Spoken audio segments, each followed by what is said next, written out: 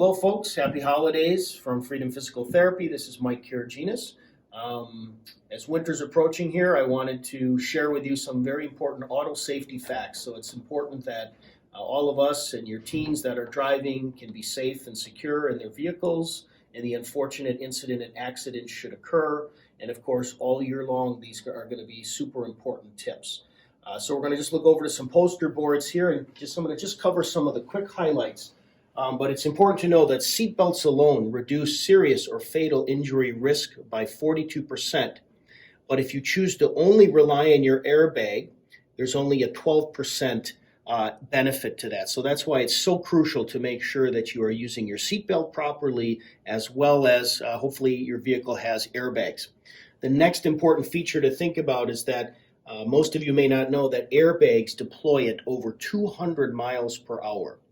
So we are going to go outside here shortly and talk about the correct placement and distance away your chest should be, but it's recommended you should at least be 10 inches or more from the steering column, and important hand placement because when that bag deploys and you are too close or your hands are in the wrong position, you could suffer severe fractures to your wrist or arms, and or even fatality, again, if for shorter people that tend to be too close. Then like I said, we're going to go outside. I won't cover this right now, but we're going to just talk about very important geometry, the importance of using those adjustable headrests in your vehicle to minimize the severity of whiplash. Because as you may or may not know, every year nearly 3 million people suffer a whiplash injury. About half are left with severe chronic problems. 10% can become disabled. And a lot of it is because only 1 in 4 of us are correctly using our head restraints. And at Freedom here, we do tend to see a fair amount of motor vehicle related injured patients. And of course, we love working with those clients, but it seems like a fair amount could be minimized or avoided altogether if some of these important facts are followed. So I just wanted to continue on a little bit about some other important safety facts. So when it comes to wearing the seatbelt, right, very important that the seatbelt should cross your shoulder and rest on your hips and pelvis. For pregnant women, you should make sure you're placing your restraint belts over and under the abdomen. So that's going to be very important for you to be safe. Just as an important fact, so assuming you are going about 25 miles an hour and were to hit a stationary wall or a car that is in front of you at 25 miles an hour, if you do not have your seatbelt on, you will for sure impact into the steering column and or dashboard, and they're equating that impact to as if you were to fall from a third-story building. So needless to say, it could have some unfortunate serious consequences. So wear that seatbelt, please.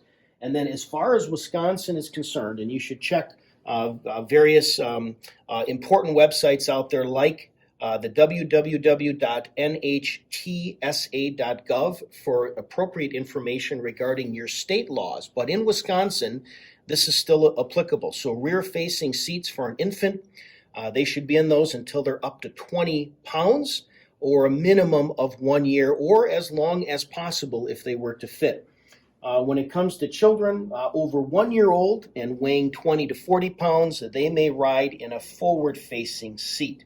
And then once your child is 4 to 8 years old, they should ride in a booster seat up until at least 80 pounds and until they are 57 inches tall. So that's just some important facts to discuss. Just want you to be safe out there. We're going to head outside now and set someone up in one of our vehicles here just as a better visual. All right, here we are again outside with our wonderful Lisa Hepner, who runs our front desk office at Freedom Physical Therapy in Fox Point. Lisa, thank you for willing to be a subject here. Yes. So just some quick highlights, folks. So again, as you can tell, Lisa has her wonderful seatbelt on, which, as we discussed, is of most importance. The other thing to really think about is how you should adjust the backrest of your seat and the headrest. Ideally, the top of your head should be level with the headrest. And Lisa, if you could just bring your head forward slightly for me. And you want to be 2 inches, so roughly 3 fingers width, 2 inches or less from the back of your head to the headrest to minimize any significant whiplash, and of course to take advantage of a lot of the safety features that are built into these seats these days. And then the other big feature is being at least 10 inches or more from the center of the steering column, as we discussed, should the airbag ever deploy. So this is, of course, is just a simple 12-inch ruler.